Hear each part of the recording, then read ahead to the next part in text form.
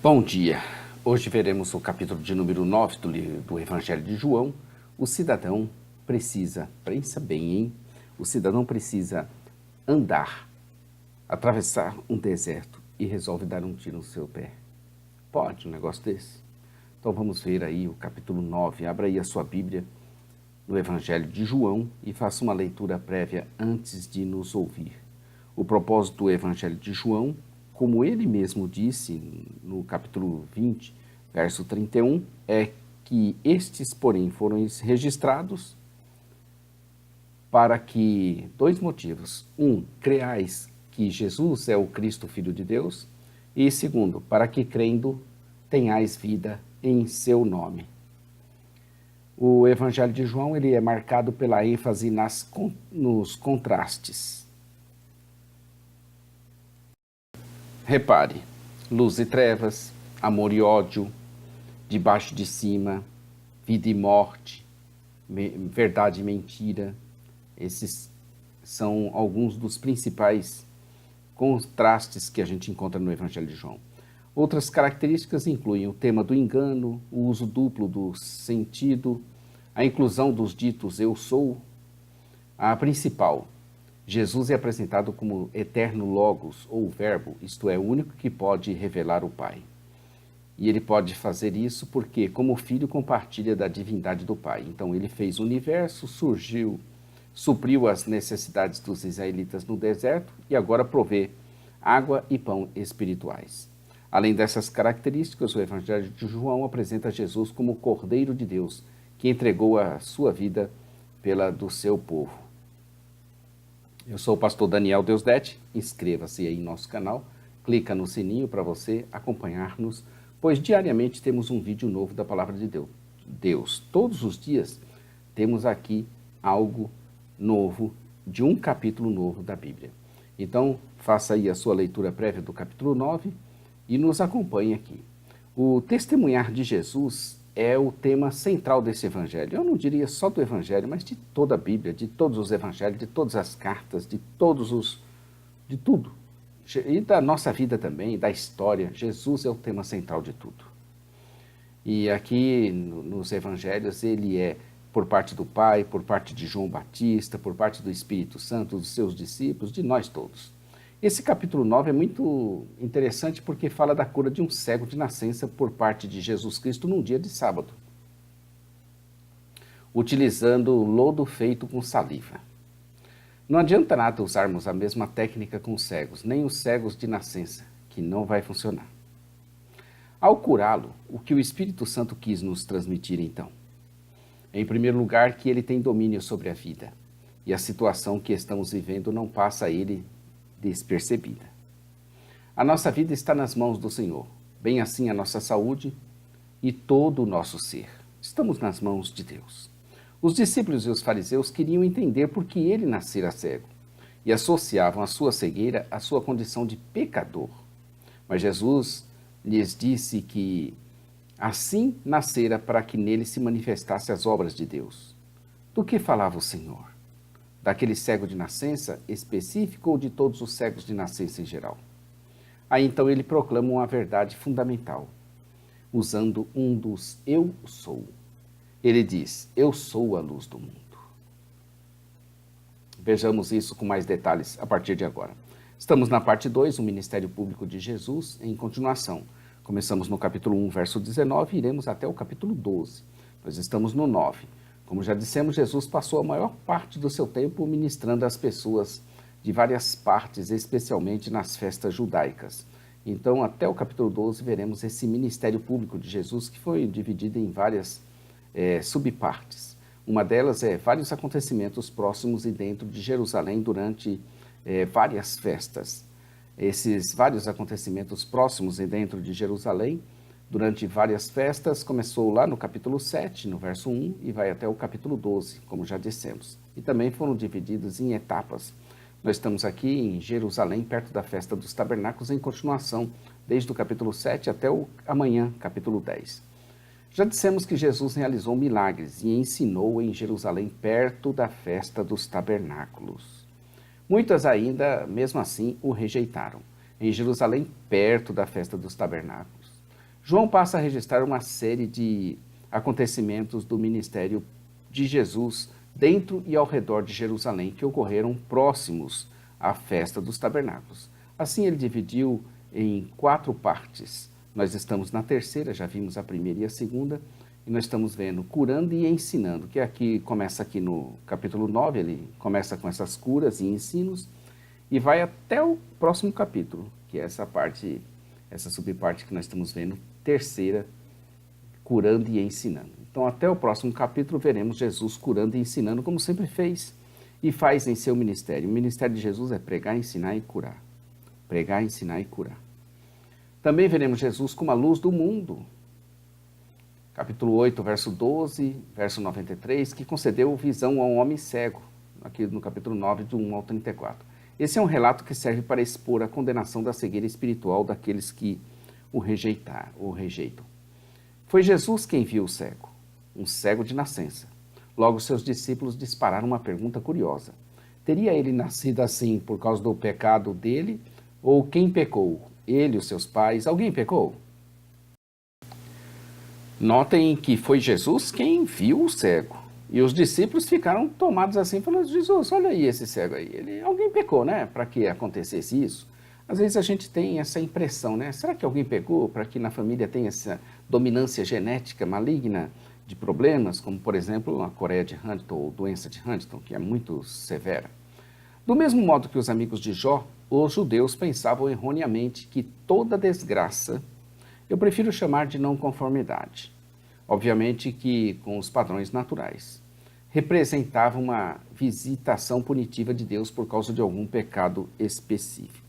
Então os amigos de Jó tinham essa crença, e eles erroneamente chamavam, eu tirei o nome desgraça porque eu acho que não tem desgraça, não existe, uma vez que Deus é gracioso para com todos, mesmo para aqueles que sofrem, mesmo para aqueles que cambaleiam, que vivem de uma maneira assim que a gente não é normal, ou que são mutilados, ou que são deformados, ou que são problemáticos na mente, que são perturbados de alguma maneira. Não existe desgraçado sem graça. A graça de Deus acolhe a todos. O que não podemos entender aqui é não conformidade mesmo. Acreditavam que defeitos congênitos eram resultado de pecados cometidos pela criança ainda no ventre da mãe. Essa era a crença. Ou pelos pais, cujo comportamento assim vitimou a criança. Jesus rejeitou essas teorias como explicações inadequadas, verso 3, e nós também vamos rejeitar, certo? Porém, isso não implica que determinadas provações em nossa vida não sejam julgamentos pré-ordenados por Deus por causa de pecados específicos. Observe a vida de Davi após ter cometido adultério e assassinato, né? E a punição dos ímpios e os insensatos retratadas também em Provérbios. Então, há muitas situações que são consequências daquilo que fazemos. Jesus também não está rejeitando a doutrina bíblica do pecado original, Romanos 5, de 12 a 21, que ensina que todo sofrimento humano está ligado ao pecado coletivo e à desobediência de Adão. Ele também não está negando esse fato. No caso do sofrimento dos outros, não é prudente nem apropriado considerarmos como punição, Mateus 7,1. A questão proposta a Jesus era um falso dilema, pois somente foram apresentadas 2 razões para as situações desse cego: seus próprios pecados ou os pecados dos seus pais. Jesus indicou uma terceira, para que nele se manifestem as obras de Deus.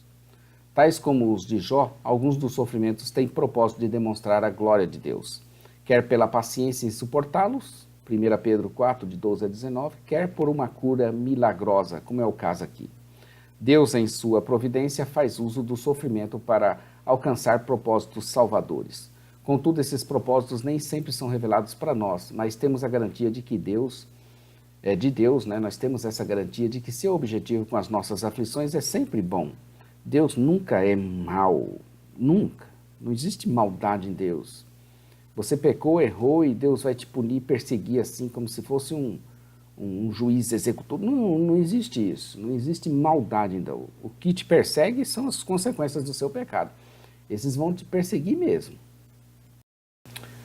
Por isso que não existe para mim o coitadinho. Ah, coitadinho. ou carinhosamente chamado tadinho, tadinho dele, pois todos temos recebido de Deus de sua graça abundante, quer ímpios, quer crentes, todos recebemos de Deus a graça abundante. O sol escaldante, o sol quente, a chuva, tanto afeta, beneficia o ímpio quanto o justo. Então a graça de Deus é sobre todos.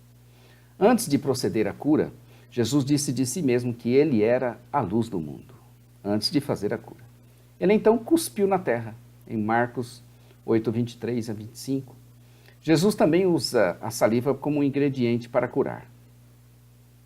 Cristo poderia ter curado o homem sem fazer uso desse procedimento, embora em outros casos tenha curado tocando o cego de algum outro modo.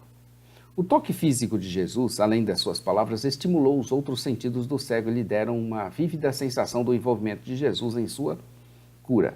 Nesse caso, o método de Jesus também deu oportunidade ao homem para demonstrar a sua fé ao obedecer a ordem de Cristo Jesus, verso 7. Obviamente, Jesus empregou vários métodos para curar, de acordo com a necessidade de cada pessoa. Ao vê-lo curado e vendo normalmente, muitos não creram nisso e acharam que nem era ele a pessoa curada, mas alguém parecido com ele. A transformação foi tão impressionante que as pessoas não podiam acreditar que se tratava do mesmo homem. O cego sabia que alguém tinha curado ele e pôde explicar como foi o que aconteceu, mas não sabia quem era. À medida que a história se desenrola, o homem curado se move em direção à fé. Aqui ele não sabia de onde Jesus estava. Mais adiante afirma que Jesus era um profeta. Posteriormente, questiona a acusação de que Jesus era um pecador. E finalmente, após um novo encontro com Jesus, o reconhece como Messias, o Filho do Homem, e o adora. Esses passos de fé são características que o autor desse evangelho quer desenvolver nos seus leitores. Agora era a vez dos fariseus de interrogarem o cego, que responde do mesmo jeito.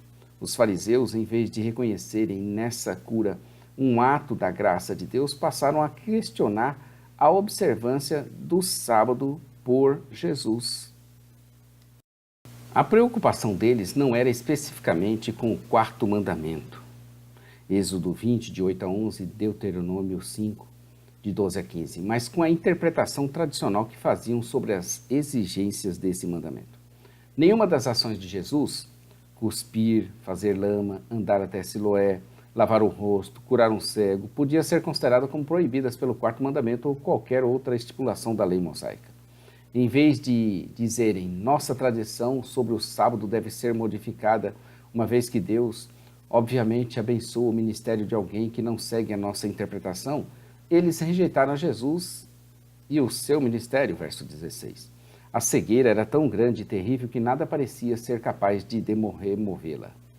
Como não aceitaram a explicação do cego, novamente o interrogam, e agora queriam saber da opinião daquele que fora cego e agora via. Eles perguntavam a ele o que ele dizia a respeito dele.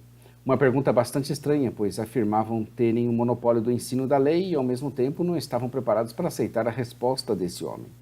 Dos versos 18 ao 23, eles se aprofundam nesse interrogatório. O interrogatório mais acurado dos pais do cego teria provado a veracidade da sua condição anterior e sua cura atual.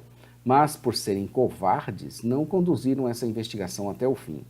Uma segunda investigação sobre a cura não revelou fatos novos, porém demonstrou um endurecimento ainda maior da posição dos fariseus que acusaram Jesus de pecador, verso 24, e de procedência desconhecida, verso 29. E então excomungaram um homem que os desafiou com questões sarcásticas. A contundência das perguntas é demonstrada por meio dos fatos. Um homem cego de nascença passou a enxergar, e Deus não atende a pecadores. Nesse segundo encontro com Cristo, a fé do homem curado progride de uma confiança geral na missão piedosa de Jesus para uma aceitação jubilosa de Cristo como Messias e a adoração dele como Deus. Nesse encerramento, Jesus revelou o impacto da sua vinda. Aqueles que pensavam ter um discernimento maior sobre as coisas de Deus eram, na verdade, cegos, inimigos de Deus. Por outro lado, aqueles que estavam espiritualmente cegos, com toda a humanidade, como toda ela, foram tirados da sua cegueira, quando o Espírito de Deus abriu seus olhos e os conduziu à fé. Diante dos fatos, Jesus explica que viera a esse mundo para juízo. A primeira vinda de Cristo não iniciou imediatamente o juízo final, mas confrontou inevitavelmente os seres humanos com a obrigação de se posicionarem contra ou a favor de Jesus. Até a segunda vinda de Cristo, ainda vivemos na era da redenção, durante a qual os cegos podem ver e os mortos na transgressão são regenerados para viver em novidade de vida. Nós vemos a incredulidade persistente não é a única base para a condenação final, porém indica uma das atitudes mais prejudiciais que um ser humano pode ter em relação a Deus, a Cristo ou mesmo ao Espírito Santo de Deus. O capítulo 9 começa assim dizendo: caminhando Jesus viu um homem cego de nascença. Esse é o primeiro versículo do capítulo de número 9, que tem 41 versículos. E o verso 41 diz: respondeu-lhe Jesus: se fosseis cegos, não teríeis pecado algum. Mas porque agora dizeis, nós vemos, subsiste o vosso pecado. Nós devemos tomar muito cuidado com o que fazemos com este homem e este Deus chamado Jesus. Desprezá-lo é dar um tiro no próprio pé, tendo a necessidade urgente de atravessar, andando, um enorme deserto. Continuar rejeitando a ele é dar outro tiro no outro pé, estando ainda bem no início da jornada, já com um dos pés inutilizados. Isso é loucura. Então, Jesus é a saída. Inscreva-se no nosso canal, clica aí no sininho para nos acompanhar todos os dias um vídeo novo da Palavra de Deus. São 1189 capítulos da Bíblia, então você vai ter aqui 1189 vídeos falando a respeito do tema central da Bíblia, que é Jesus. Amanhã estaremos aqui com João capítulo 10, vida com abundância. Quem é que não quer, hein? Eu quero uma vida com abundância, mas que ela seja abundante em Cristo Jesus. A parte escrita você confere aí, jamaisdesista.com.br. Em breve teremos infográficos de todo o conteúdo bíblico, de cada capítulo da Bíblia. É o nosso próximo desafio. A nossa loja virtual, ossemeadores.com.br. Nosso programa de rádio, todos os dias, às 8h30, programa de rádio, às 16 horas no sábado, com Johnny Ramos, diretamente da Suécia. radio.ossemeadores.com. Então fiquem com Deus, mais um dia vencido, graças a Deus. Maranata, ora, ora, vem Senhor Jesus. Deus abençoe sua vida, sua família e seu ministério, em nome de Jesus. Amém.